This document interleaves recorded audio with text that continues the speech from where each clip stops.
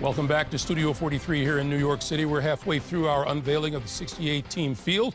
For the other half, we now move to the lower right quadrant and continue our reveal of the tournament brackets from the NCAA and its corporate champion AT&T. The third overall #1 seed is North Carolina. The Tar Heels are going to the Midwest region, and for the 17th time, it's the most all-time that any school has been a #1 seed. And by the way, all three of Roy Williams' titles came as a #1 seed. And the Tar Heels have shown themselves to be a worthy opponent every time they take the floor this year. These are first and second round games in Columbus, Ohio on Friday and on Sunday. North Carolina's Heels, the #1 seed, they'll take on the 16th seed Iona Gales out of the Metro Atlantic Athletic Conference.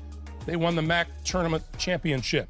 The first team out of the Mountain West is our #8 seed, Utah State's Aggies, who won the Mountain West Tournament title. Sam Merrill, the Mountain West Player of the Year.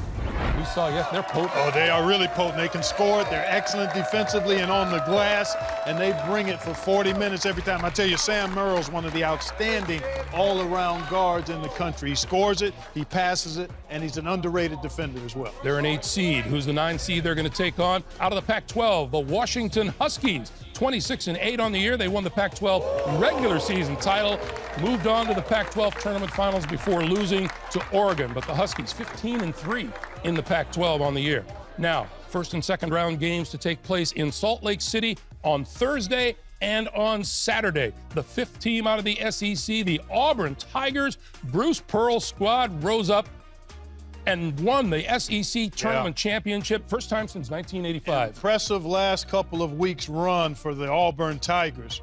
Very impressive what they did today. Start to finish, dominated that game. Okay, from the Western Athletic Conference, they're going to meet the #12 seed, the Aggies from New Mexico State, who ran away with the WAC regular season title and overwhelmed Grand Canyon in the WAC Tournament Championship game. 30-4 on the year for New Mexico State. The third team out of the Big 12 is the 4th seed, and that's the Kansas Jayhawks. Coach Bill Self, 21 straight NCAA tournament appearances. Kansas a 4 seed, but in the Midwest, which means if they get out of the first weekend, they're playing in Kansas City as a home game. Interesting decision. That's going to be a point of conversation if they're around that long, and I'm not sure they will be. All right, they'll play the #13 seed, the Huskies out of Northeastern, the Colonial Athletic Conference. The Huskies knocked off top seed Hofstra in the tournament finals. These Huskies have some bite now. This is a team that shoots it well, defends at a high level. Kansas will have everything they want in trying to beat that squad. All right, let's go to the bottom half of the bracket. These are first and second round games to take place in Tulsa on Friday and on Sunday. 4th team out of the Big 12, Iowa State's Cyclones, the #6 seed. They won their second Big 10 tournament or Big 12 tournament title in 3 years. They beat Kansas, and they will meet the #11 seed, Ohio State's Buckeyes, the 7th team out of the Big 10. Coach Chris Holtmann has led the Buckeyes to the NCAA tournament in his first 2 years. It's a bubble team, man. Clark, you want to take this one? Thrilled to see the Buckeyes there as a double-digit seed. They'll have their hands full with this high-octane Iowa State team. As a matter of fact, I think Iowa State team is a dark horse to break up a bracket because of how they can score and what they showed defensively here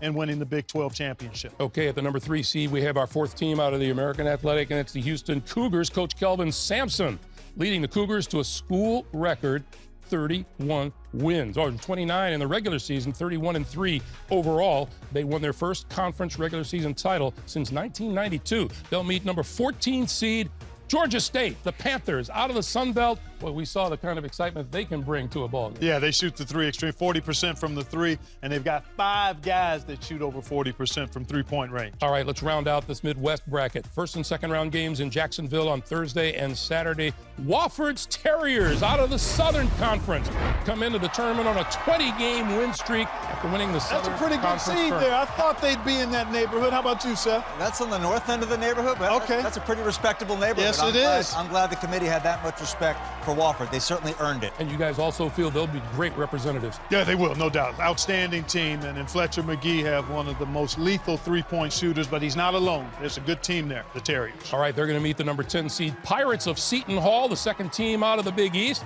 Top 25 wins over Kentucky, beat Marquette twice, and Villanova. That's part of their resume. And in Miles Powell, they've got a guy, little fellow, who's dynamic, putting the ball in the basket. And the last matchup in the Midwest region. The 6th SEC contender, the Kentucky Wildcats, the number 2 seed. For how many weeks did we have them pegged as a number 1 seed? Right in the neighborhood. And again, we talked about it all month long, really. The top 8 pretty solidly distinguished, and it was just a matter of which line those 8 were going to fall on. Tied for second during the SEC's regular season. They will meet the 15th seed Wildcats of Abilene Christian out of the Southland Conference. They beat New Orleans in the Southland Tournament Championship. Abilene Christian comes in with 27-6. So back to the top of the Midwest region. Supposedly ruled by North Carolina. What do you think? Well, I tell you, I'm looking ahead to a potential Utah State-North Carolina matchup in that second round. That would be a tantalizing 1-8 matchup.